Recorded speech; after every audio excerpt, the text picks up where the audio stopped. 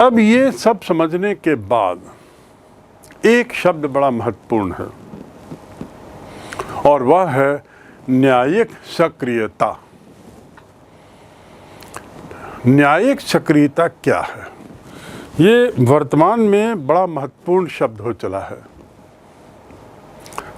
सक्रियता का अर्थ किसी उद्देश्य की प्राप्ति के लिए जोरदार कार्रवाई करना, एक्टिविज्म, जैसे हम अंग्रेजी में कहें एक्टिविज्म,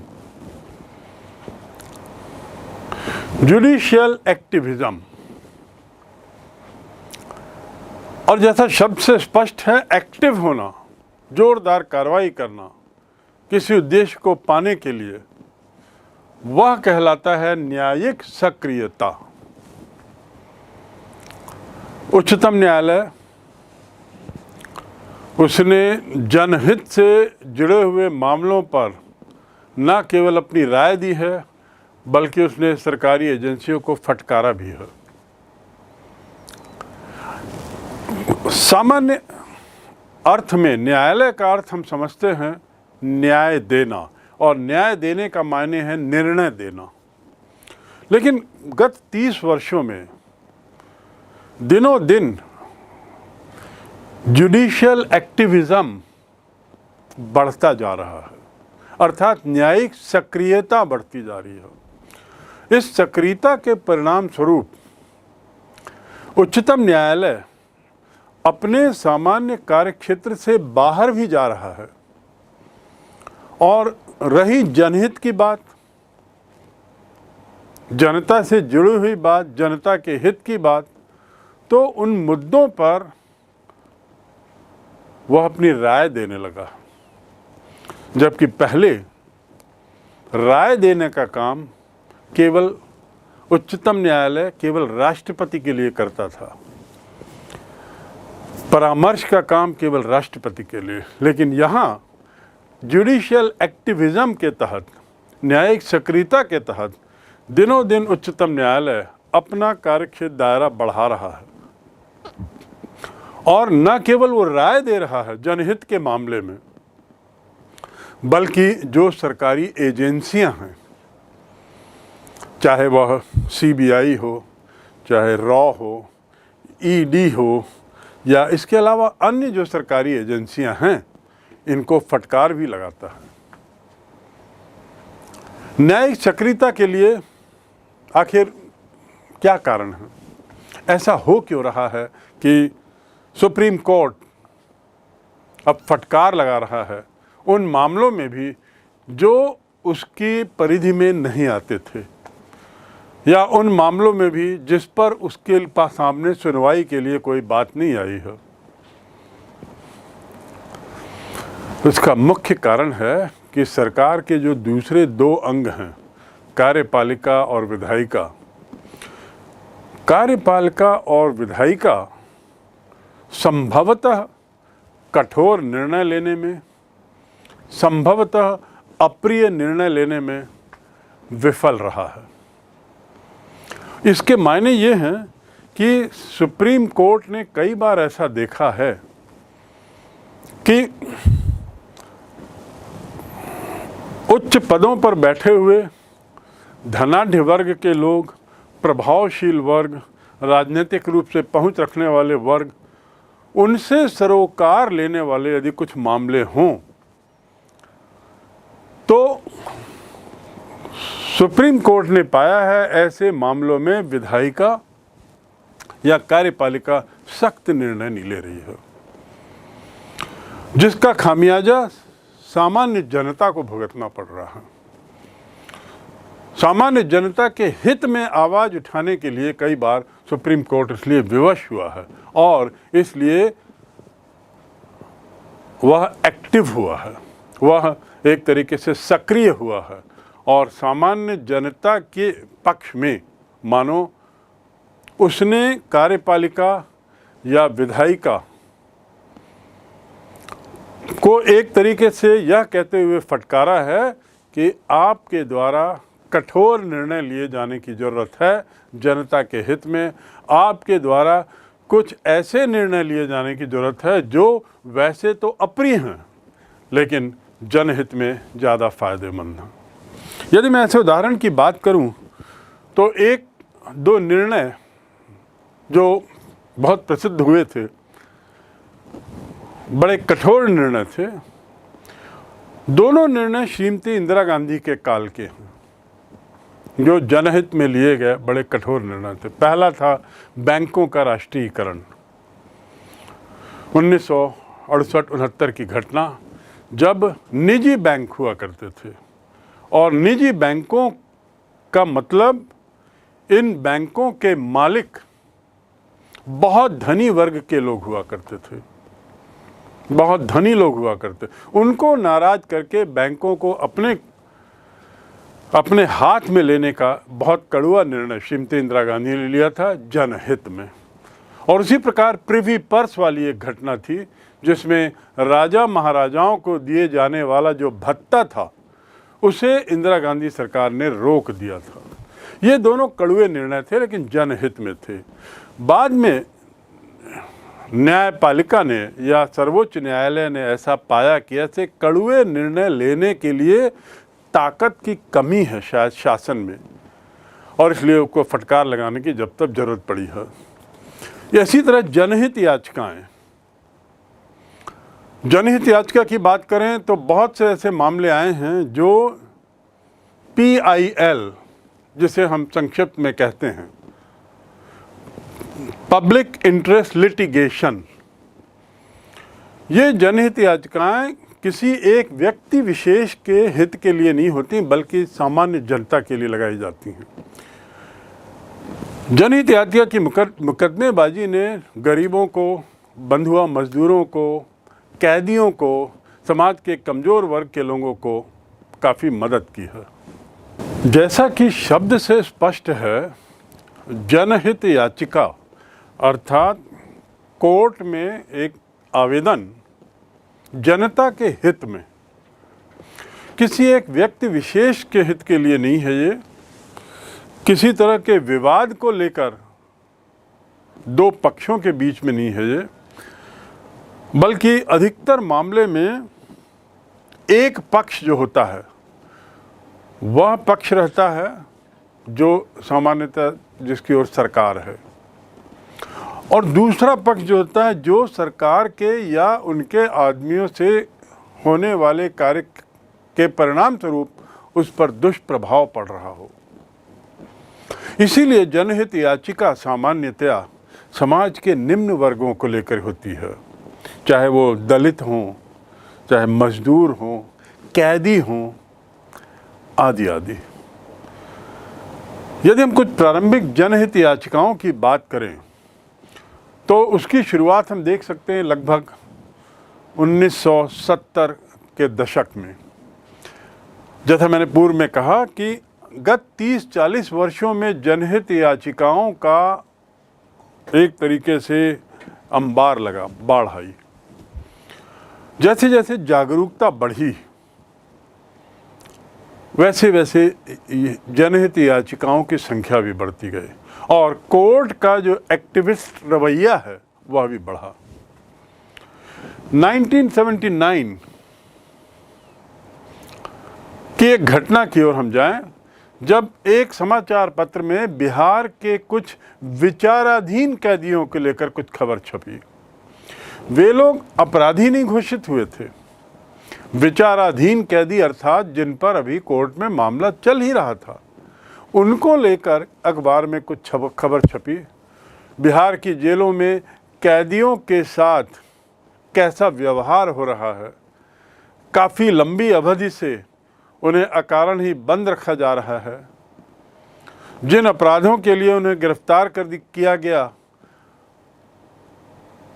उस अपराधों के लिए यदि उन्हें सजा हो जाती तो वो कब के छूट चुके होते, लेकिन जो सजा है उससे ज़्यादा वो जेल में समय काट चुके थे और विचाराधीन कैदी जैसे जेल में ही पड़े हुए थे।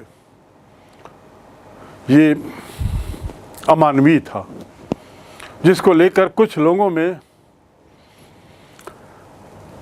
विचार विमर्श हुआ और इस खबर को आधार बनाकर एक वकील ने एक याचिका दायर की, कोर्ट में एक याचिका। मामला सर्वोच्च न्यायालय तक गया। ये अपनी तरह की पहली जनहित याचिका थी बिहार के कैदियों को लेकर। और कैसे कैदी? विचाराधीन कैदी जो सजा याफ्ता यदि होते भी तो भी अपनी सजा कब की काट चुके होते। इस मुकदमे को हुसैन आरा खातून बनाम बिहार सरकार के नाम से जाना गया।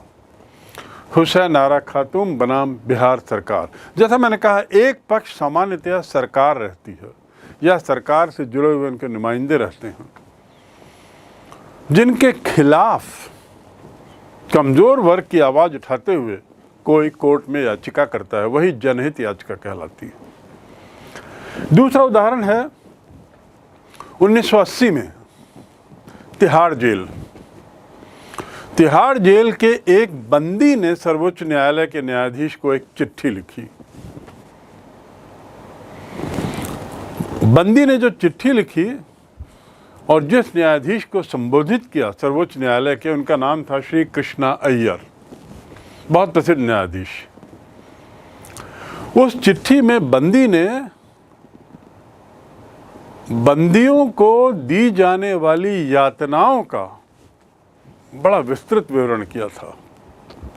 शारीरिक यातनाओं को लेके काफी कुछ लिखा था।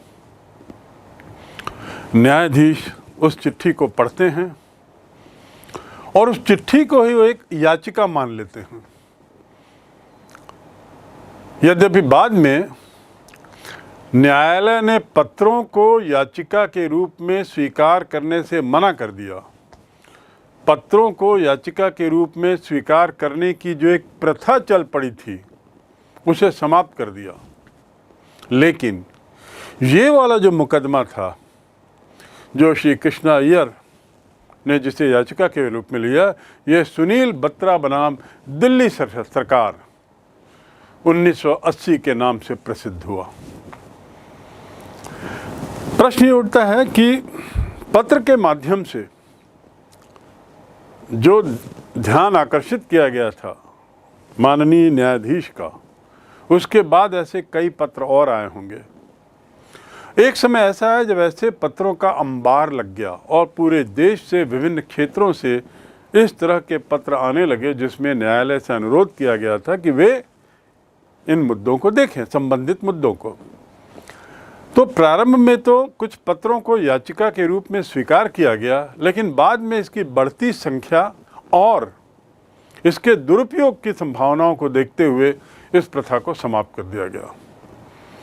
लेकिन तब तक काफ़ी कुछ पानी बह चुका था।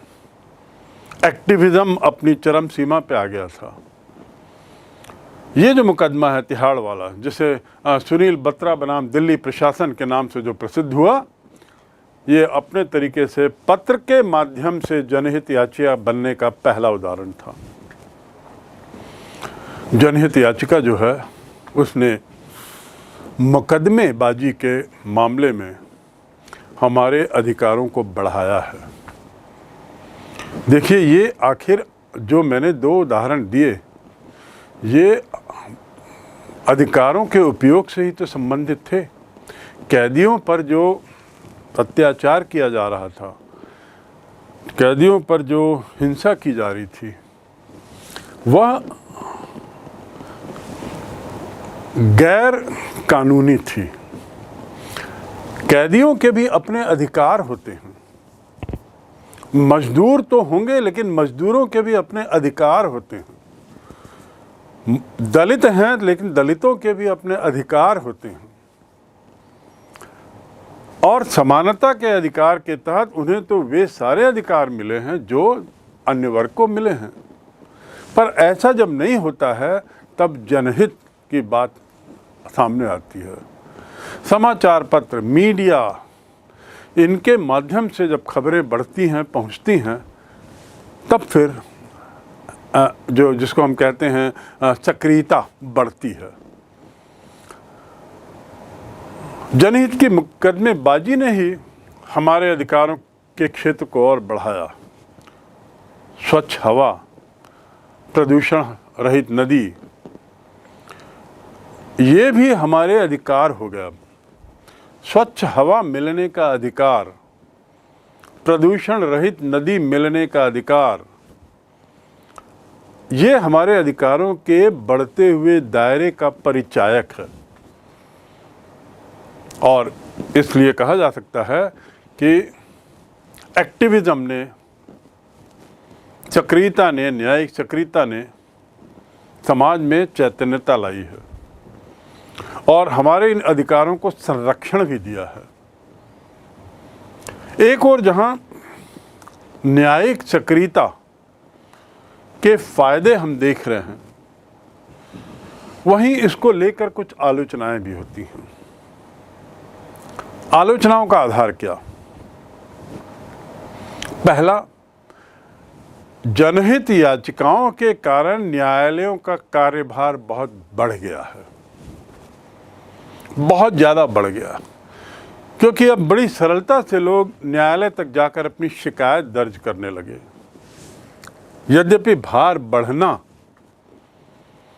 स्वयं में कोई बुराई नहीं है, लेकिन परिणाम स्वरूप इसका यह हुआ कि न्यायालय के अन्य कार्य प्रभावित होने लगे। दूसरा आलोचना का आधार है कि विधायिका और कार्यपालिका का काम न्यायालय नहीं कर सकते, लेकिन फिर भी जैसा हमने देखा कि जनहित में की गई मुकदमेबाजी में गरीबों को, महिलाओं को, बंधुआ मजदूरों को न्यायालय को संरक्षण देते हुए न्यायालय ने कार्यपालिका, विधायिका को फटकार लगाई है और ऐसा करते हुए उसने इन ऐसे लोगों को न्याय दिया है। तो कहा जा सकता है कि आलोचना का एक आधार जहां बढ़ता हुआ कार्यभार है, वहीं दूसरा कारण केवल यही कि विधायिका और कार्यपालिका के काम में अब न्यायपालिका दखल देने लगी, ऐसी अनुभूति होती है। लेकिन इससे निश्चित रूप से कोई दो मत नहीं कि इससे समाज के निम्न तबके के लोगों को काफ़ी फायदा हुआ है, न्याय मिला है। हमने सकारात्मक पहलुओं को तो समझा, अब नकारात्मक पहलू क्या हैं? पहला, न्यायालयों पर कार्य बोझ में बढ़ोतरी हुई है, जो उनका काम है वो काफ़ी बढ़ गया है। दूसरा, इस न्यायिक सक्रियता के नकारात्मक पहलू की बात करते समय जो दूसरा बहुत महत्वपूर्ण बिंदु है वह है न्यायिक सक्रियता के विधायिका, कार्यपालिका और न्यायपालिका के कार्यों के बीच जो अंतर है वह धुंधला हो गया है। जो क्लैरिटी है, जो स्पष्टता थी, उसमें थोड़ा धुंधलापन आ गया है। और उसका कारण क्या है कि न्यायपालिका को जब तब कार्यपालिका और विधायिका के कामों में दखल देना पड़ रहा है, जो न्यायिक सक्रियता का एक नकारात्मक पहलू हो जाता है। तीसरा नकारात्मक पहलू है न्यायपालिका जो है या न्यायालय कई बार देखा गया है ऐसी समस्याओं में उलझ गया है, ऐसे मामलों में उलझ गया है जिसका सरोकार उससे नहीं है। वास्तव में वे मामले न्यायपालिका के कार्यक्षेत्र के हैं और इस प्रकार कार्यपालिका को जो चीज़ें हल करनी चाहिए थी, अब न्यायपालिका उसमें जाता हुआ, घुसता हुआ नज़र आ रहा है और इस प्रकार उसका कार्य बोझ भी बढ़ रहा है। तीनों अंगों के बीच की स्पष्टता में भी धुंधलापन आ गया है, आदि आदि। जैसे उदाहरण के लिए वायु और ध्वनि प्रदूषण दूर करना, भ्रष्टाचार आदि पर लगाम लगाना, ये कार्यपालिका के क्षेत्र हैं। पर देखा जा रहा है कि न्यायालय को ऐसे मामलों में बार बार स्वयमेव दखल देना पड़ रहा है। न्यायिक पुनरावलोकन को हम कुछ इस तरह भी समझ सकते हैं, उसके अर्थ को, जैसा कि पुनरावलोकन शब्द बताता है, सर्वोच्च न्यायालय किसी भी कानून की संवैधानिकता की जांच कर सकता है। कानून की संवैधानिकता यह कितना संवैधानिक है इसकी जांच कर सकता है, और यदि वह संविधान के प्रावधानों के विपरीत लगा तो न्यायालय उसे गैर संवैधानिक घोषित कर सकता है। यह उसके न्यायिक पुनरावलोकन के विशेषाधिकार के तहत उसका अधिकार आता है। दो मामलों में, जिसमें एक मूल अधिकार है और दूसरा संघीय संबंधों के मामले में, वहाँ पर कुछ इस तरीके से हम समझ सकते हैं कि मूल अधिकारों में अधिकारों की रक्षा उसके दायरे में है, और संघीय संबंधों के मामले में शक्ति के विभाजन की घोषणा की रक्षा। ये न्यायिक पुनरावलोकन के तहत सुप्रीम कोर्ट का विशेषाधिकार है। तो इस प्रकार एक्टिविज्म या न्यायिक चक्रीयता, इसकी राजनीतिक व्यवस्था पे क्या प्रभाव पड़ रहा है, खासकर सकारात्मक प्रभाव, उसकी बात करें तो वह राजनीतिक व्यवस्था को लोकतांत्रिक बना रहा है। पहला सकारात्मक पहलू या प्रभाव एक्टिविज्म का वह है लोकतांत्रिक बनाने में मदद कर रहा है न्याय व्यवस्था को। दूसरा, कार्यपालिका जो है वो उत्तरदायी होने के लिए बाध्य हुई है। न्यायपालिका की पैनी नज़र के कारण कार्यपालिका सजग रहती है, और सजगता का पैमाना ये कि वह किस हद तक उत्तरदायी अपने को मानती है। तो देखा जा रहा है कि जब से ये न्यायिक चक्रीयता के उदाहरण सामने आ रहे हैं, तब से कार्यपालिका ज़्यादा से ज़्यादा उत्तरदायी होने के लिए बाध्य हुई है। तीसरा, चुनाव प्रणाली को भी और ज़्यादा मुक्त कर दिया गया है, निष्पक्ष करने का प्रयास किया गया है, क्योंकि न्यायपालिका सजग है। विभिन्न पहलुओं बिंदुओं को लेकर चुनाव के वह बारंबार सवाल खड़े करती है, और इस प्रकार ये सुनिश्चित करती है कि संबंधित जो ढांचा है चुनाव का वह निष्पक्ष रहे, पारदर्शी रहे। अंतिम बिंदु जो सकारात्मक है वह है न्यायपालिका ने चुनाव लड़ने वाले प्रत्याशियों को जो अपनी संपत्ति, आय, योग्यता आदि के संबंध में विस्तृत ब्यौरा देने के लिए विवश किया है। वह एक लोकतांत्रिक व्यवस्था का बहुत महत्वपूर्ण कदम है। तो न्यायपालिका की यदि बात करें तो उसका संबंध अधिकारों से कैसे है, उसे हम कुछ किस तरीके से परिभाषित कर सकते हैं। संविधान जो है, हमारा संविधान दो ऐसे विधियों का या दो ऐसे तरीकों का वर्णन करता है जिसे न्यायपालिका में अधिकारों की रक्षा के संबंध में देखा जा सकता है। और वे दो तरीके कौन से हैं जिनका पूर्व में जिक्र किया गया है। पहला, रिट के द्वारा, रिट की शक्ति का उपयोग करते हुए, और दूसरा, किसी कानून को गैर संवैधानिक घोषित करने की शक्ति जो उसको मिली हुई है, वह भी ये सुनिश्चित करती है कि न्यायपालिका अधिकारों की रक्षा करे।